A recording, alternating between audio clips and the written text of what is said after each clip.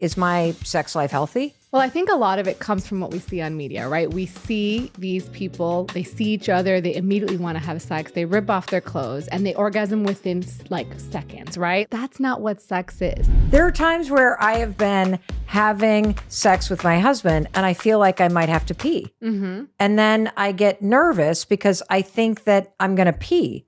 But is that the same sensation that you might be about to? So this is hard to Chris say. is going to kill me. I'm thrilled to welcome Dr. Rena Malik. She specializes in female pelvic medicine and reconstructive surgery. And right in, because you and I have a lot to learn on how to have better sex starting tonight. I cannot wait to dig into this conversation. I'm so glad to be here. So I want to start by just asking you to speak directly to the person who's listening and explain what they might expect to change about their life if they take everything that you're about to share today to heart. Yeah. So when you listen to this episode, you are going to figure out the answers to all those embarrassing questions you've never felt comfortable asking anyone. You're going to feel more comfortable in your body.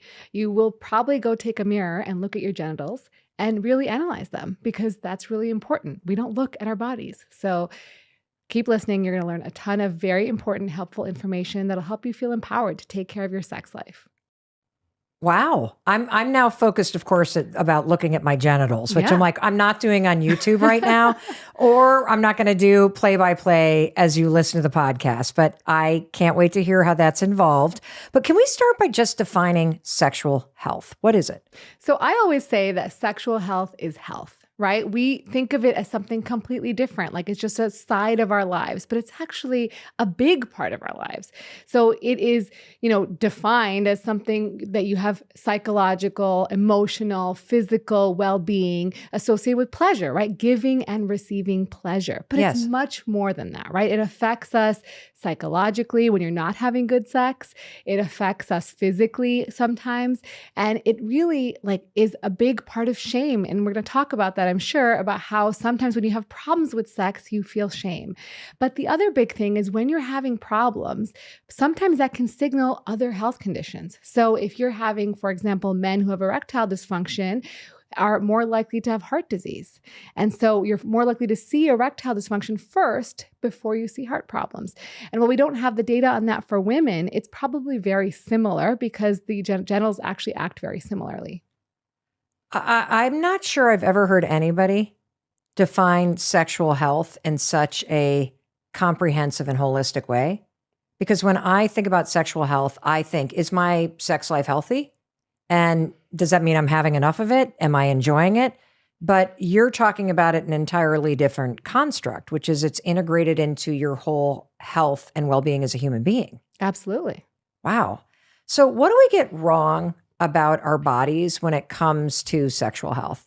Well, I think a lot of it comes from what we see on media, right? We see these people, they see each other, they immediately want to have sex, they rip off their clothes, and they orgasm within like seconds, right? Like the male penetrates the female in a heterosexual relationship, the woman's orgasming in seconds, and it's like looks like the best time of their life. And that's not real life, right? That's not what sex is. Sex is playful. Sex is supposed to be fun. Sex is supposed to be a time to explore and try new things and sometimes be awkward and weird, right? There's weird noises. There's, funny things that happen, just like they happen anywhere in life. And sometimes it takes longer, sometimes it's quicker, but it's all sort of variation of normal. And sometimes it's not normal, but ultimately it's play. And I think what we really get wrong is we take it way too seriously and we take it so deeply into our souls as something to be insecure about or uncomfortable about, when really it should be something, the only time adults play is during sex. So we should allow ourselves to play and have fun. I think you might have just changed my marriage. No, I've been married for 28 years and I love having sex with my husband. And at the same time, we have been together as partners for 30 years. And I have always thought about sex as like intimacy and orgasm and pleasure. That's it.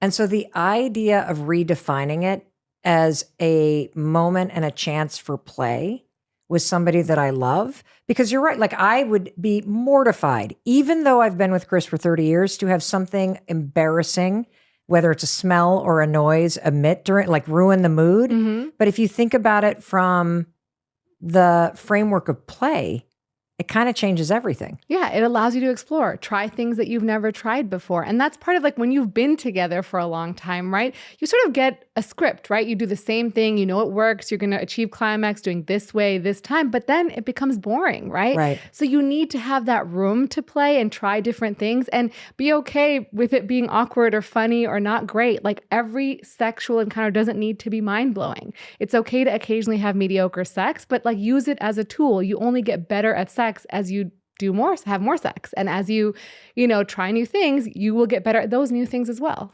Well, if I think back to when I was younger, right, before I got married and have been in this relationship with Chris, I think I was relying on new partners to have the sex be different or fun. Mm-hmm. But I would imagine that you're going to tell us it's incredibly important that you bring that yourself to your sexual encounters, this ability to play, to experiment, regardless of whether you're in a long-standing committed relationship or you are, having sex with multiple partners. Absolutely. I mean, you sort of have to have variety, right? In anything in life, right? You don't have the same meal every day. You don't eat the same dinner every day.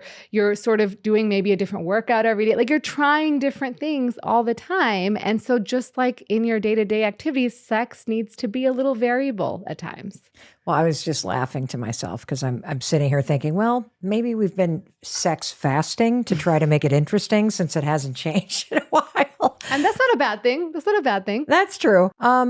One thing that I think a lot of us wonder is how much sex is normal and how much lack of sex. Like I'm not asking the question right, but what's the average amount of sex that people are actually having? Yeah. So first off, what's normal? What's normal is so individual, right? So as long as you are both satisfied with the amount of sex you're having, like say you're having mind-blowing sex once a month and you're so happy with that, that's fine, right? But let me tell you some averages. So averages, on average, the average American has sex 52 times a year. So about once a week.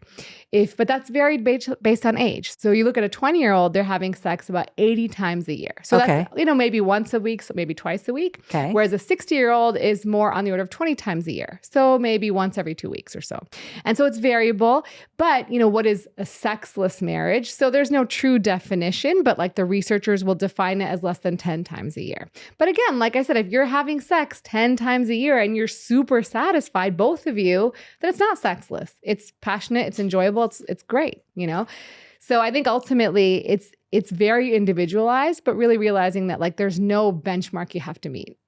Well, I think that there's, at least speaking for myself, there's always this sense that it's not enough. Mm-hmm. Not only because I would love to have more, and so would my husband, but also the sense that other people are having a lot of sex and that there's something wrong with us or our relationship because we're too tired or, we mean to, but then we don't, or life gets in the way.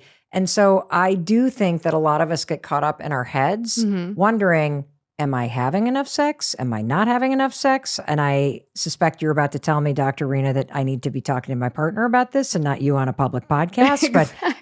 Exactly. It's really a couple thing. It's not or if you're, multiple non-monogamous relationships, then it's you and those partners, right? But ultimately, it is not about keeping up with the Joneses, right? They could be having 5-minute sex 4 times a week and you're having like a passionate lovemaking experience that lasts an hour once a week. But it's all about what you enjoy, what you like, what your partner feels good about. And that's what matters. It is not about what your neighbors are doing or your other partners or how often. Like I was watching this TV show where this actress, they had like a swing in their bedroom and they were like, oh, we use it every day. And I was like, oh, I even felt like, oh man, like they're having a lot of sex. Like that's a lot, that's amazing. And is that something to aspire to? I'm like, yeah, if you have the energy and excitement and you both want that, great. But let's be real. Most people are busy, right? They're taking care of kids or aging parents or taking care of work, becoming busier in their job. And that's just not realistic for a lot. How long should sex last?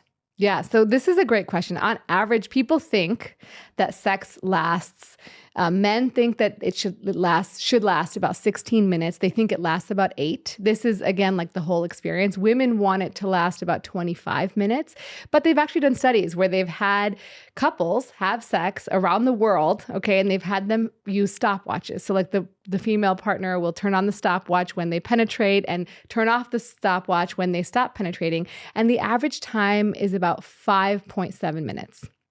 So 5.3 to 5.7 minutes. So it's really not that long, not as long as we think. And so that's average. And that range is really wide. So it's like from 0.1 minute to 53 minutes. So, again, it's a huge variability, but ultimately, again, it comes down to, are you satisfied? Are you having an orgasm? Is he having an orgasm? Are you both feeling happy at the end of it? Because that timer doesn't include foreplay. That timer doesn't include the other things that you're doing. This is only talking about penetrative sex. Now, is that all sex is? No.